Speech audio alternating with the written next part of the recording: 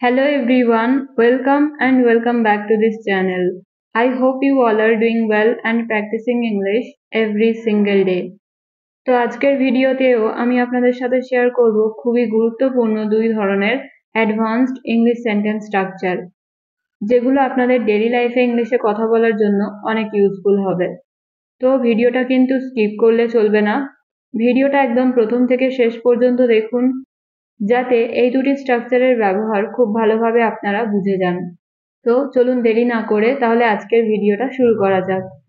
তো অনেক সময় আমরা এরকম ধরনের বাক্যগুলো আমাদের ডেইলি লাইফে ব্যবহার করে থাকি, যেমন সবকিছু জেনেও সে চুপ করেছিল, সবকিছু জেনেও সে তাকে ক্ষমা করে দিল, সবকিছু জেনেও তুমি একই ভুলটা করছো, সবকিছু জেনেও আমাদের শান্ত থাকা উচিত। তো ফ্রেন্ডস, এই চারটি বাক্যে যে কথাটা কমন আমরা দেখতে পাচ্ছি সেটা হলো সবকিছু জেনেও।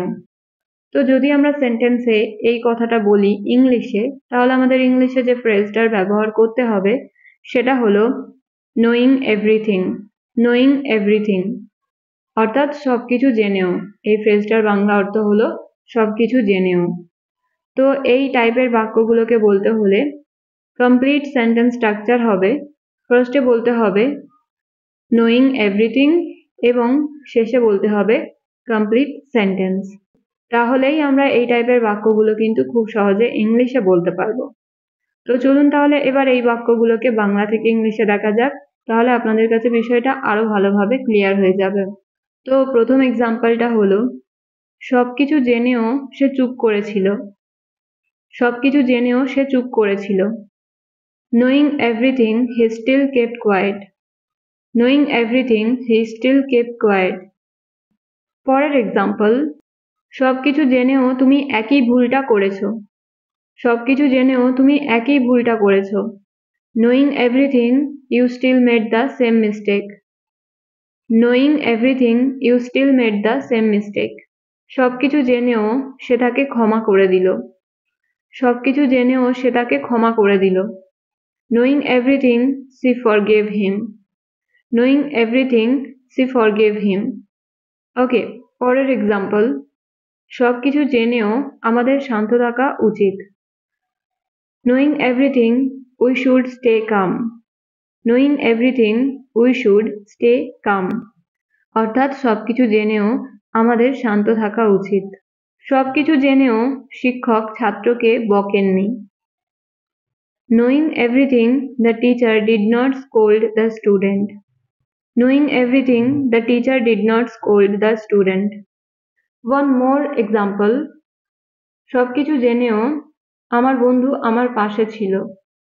সবকিছু জেনেও আমার বন্ধু আমার পাশে ছিল।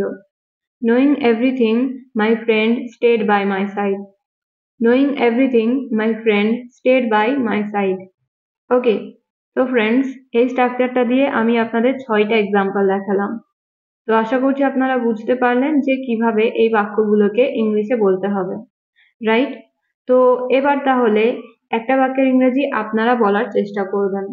বাক্যটা হলো সবকিছু জেনেও তারা আমাদের সাহায্য করার সিদ্ধান্ত নিল। সবকিছু জেনেও তারা আমাদের সাহায্য করার সিদ্ধান্ত নিল।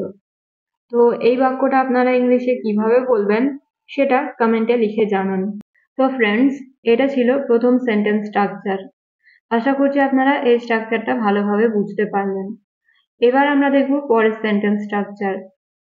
তো অনেক সময় আবার এরকম ধরনের বাক্যগুলো আমরা আমাদের দৈনন্দিন জীবনে ব্যবহার করে থাকি, যেমন তুমি কার কাছে জিজ্ঞাসা করে এই তথ্য পেলে? সে কার কাছে জিজ্ঞাসা করে সত্যটা জানতে পারল? তুমি কার কাছে জিজ্ঞাসা করে এই সমস্যার সমাধান করবে? আমি কার কাছে জিজ্ঞাসা করলে তোমার ঠিকানা পাবো? তো ফ্রেন্ডস, এরকম ধরনের বাক্যগুলোও কিন্তু আমরা আমাদের ডে টু ডে লাইফে ব্যবহার করে থাকি। তো এই প্রতিটা বাক্যে যে কথাটা কমন রয়েছে সেটা হলো কার কাছে জিজ্ঞাসা করে, রাইট? কোনো কিছু কার কাছে জিজ্ঞাসা করে আমরা জানতে পারলাম, এরকম কিছু বোঝাচ্ছে, রাইট? তো যদি আমরা সেন্টেন্সে এই কার কাছে জিজ্ঞাসা করে এই কথাটা বলি, তাহলে আমাদের ইংলিশে যে ফ্রেজটার ব্যবহার করতে হবে সেটা হলো by asking whom. By asking whom. ওকে, তো এই টাইপের বাক্যগুলোকে বলতে হলে কমপ্লিট সেন্টেন্স স্ট্রাকচার হবে, ফার্স্টে বলতে হবে by asking hmm plus subject then asked, তারপরে বলতে হবে অবজেক্ট এবং সব থেকে শেষে রেস্ট অফ দ্য সেন্টেন্স। তো এটা হলো সেন্টেন্স স্ট্রাকচার। তো এই স্ট্রাকচারটাকে ফলো করে আমরা কিন্তু এই ধরনের বাক্যগুলো খুব ইজিলি ইংলিশে বলতে পারবো। তো চলুন তাহলে এবার দেখা যাক যে এই বাক্যগুলোকে কিভাবে ইংলিশে বলতে হবে। যেমন প্রথম বাক্যটা রয়েছে, তুমি কার কাছে জিজ্ঞাসা করে এই তথ্য পেলে? তুমি কার কাছে জিজ্ঞাসা করে এই তথ্য পেলে? By asking whom did you get this information? By asking whom did you get this information? Next example, তুমি কার কাছে জিজ্ঞাসা করে এই সমস্যার সমাধান করবে? By asking whom will you solve this problem? By asking whom will you solve this problem? Next example, সে কার কাছে জিজ্ঞেস করে সত্যটা জানতে পারলো? By asking whom did he learn the truth? By asking whom did he learn the truth? আমি কার কাছে জিজ্ঞাসা করলে তোমার ঠিকানা পাবো? আমি কার কাছে জিজ্ঞাসা করলে তোমার ঠিকানা পাবো? By asking whom can I get your address? By asking whom can I get your address?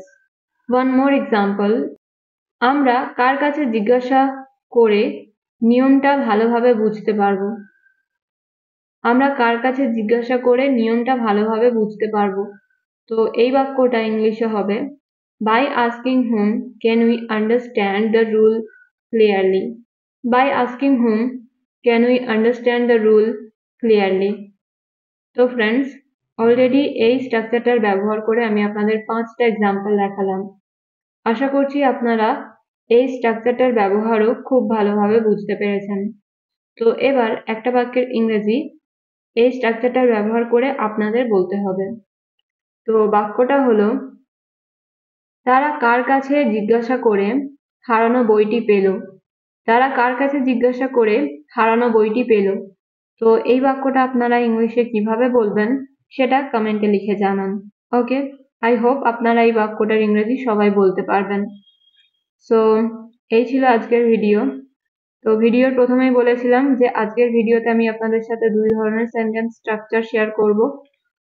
তো এই ছিল আজকের 2 ধরনের সেন্টেন্স স্ট্রাকচার। তো যদি ভিডিওটা আপনাদের ইউজফুল মনে হয় তাহলে অবশ্যই ভিডিওটা লাইক করবেন এবং শেয়ার করবেন। আর যদি আপনারা আমার হোয়াটসঅ্যাপ চ্যানেলে অ্যাড হতে চান তাহলে এই চ্যানেলের ডেসক্রিপশনের লিংক অলরেডি দেওয়া আছে, সেখান থেকে আপনারা জয়েন হতে পারেন। So yeah, that's all for today. See you in the next video and thank you so much for being here. Stay happy and keep learning.